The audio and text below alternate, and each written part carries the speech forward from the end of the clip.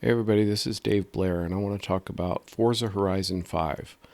So today is October 12th, and the new Forza Horizon 5 game is coming out November 9th. Some people can get it earlier if you pre-order, but that's not what I really want to talk about. So as of right now, the YouTube has been flooded by early access being granted to a lot of YouTubers, and I have seen a ton of the game already. Now, I don't understand why Microsoft is doing that. It's not like they really need to promote this game. It's already very popular thanks to Forza Horizon 4. The other thing, too, is the graphics on it are just amazing. And I think that Microsoft has done really well with the Xbox games of Halo, Forza, and Gears of War. All three of those games are just amazing to look at. The graphics are above most other games, in my opinion, and the gameplay is really good in all those titles. The problem that Microsoft has been having, in my opinion, has been story. The story in Halo, ever since 343 took over, has been pretty bad, and same thing with Gears of War, ever since the Coalition took over. The story has kind of drifted off of where it should be.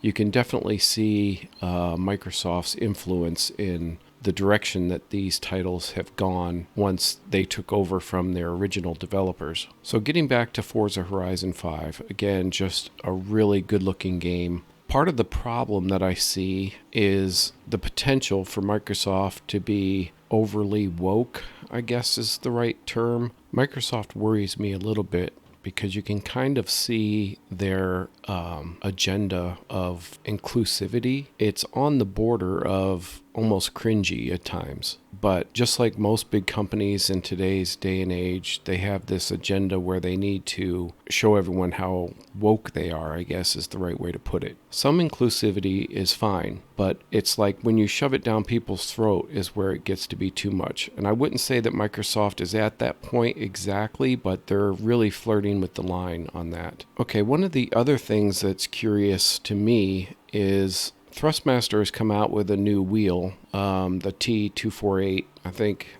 And the PlayStation wheel has been released, but the Xbox one has not. So my theory is that they have a deal with Thrustmaster and Forza Horizon 5 as a potential bundle. Now, this is just guesswork on my part, but I do think that it's a possibility. It's the only thing that explains why they haven't released the Xbox version of that wheel yet. I could be totally wrong, but it's just a theory that I have that it'll be coming out as a bundle. The other thing, too, is as much as they're putting Forza Horizon 5 out for early access YouTubers, it seems like the game is done. So what are they waiting for? And I think it's just they're trying to coordinate a release window with a force feedback steering wheel for everyone. Again, if it was branded with Forza Horizon or even the Forza brand on the steering wheel and sold as a bundle, I could definitely see that. And if Microsoft is doing that and they do pull it off, that's brilliant.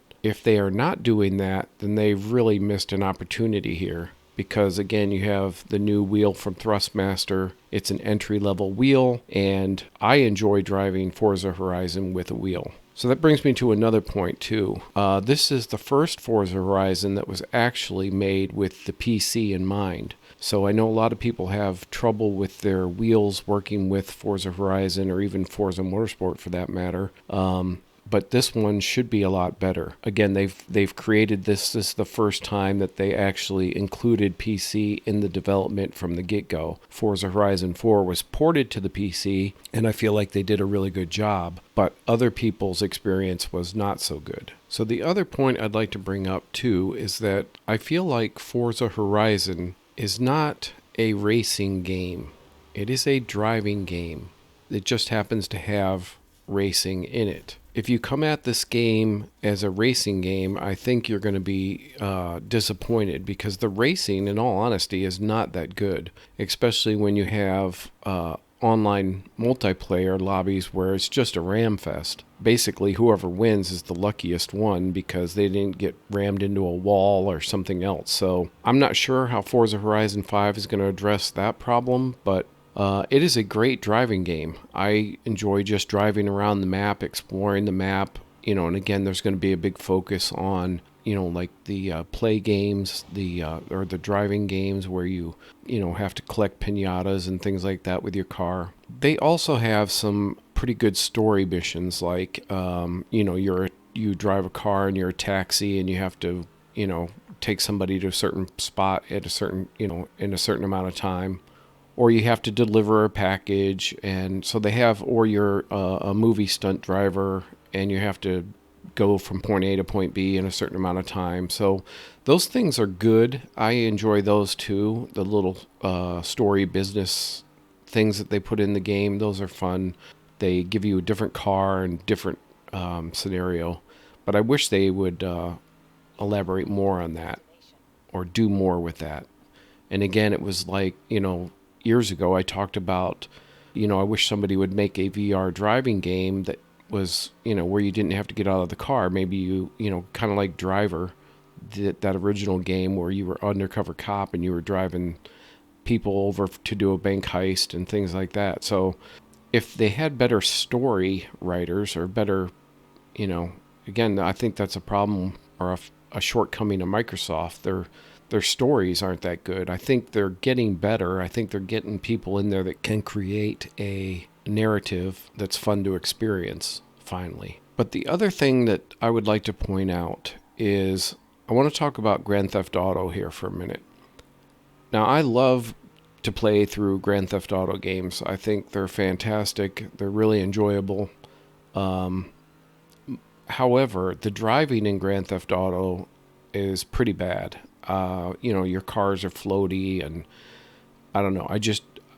I don't understand why Microsoft, they could go after Grand Theft Auto, in my opinion, if the driving was as good as it is in Forza Horizon, right? So it's arcadey enough and it's sim enough, and the driving just feels good.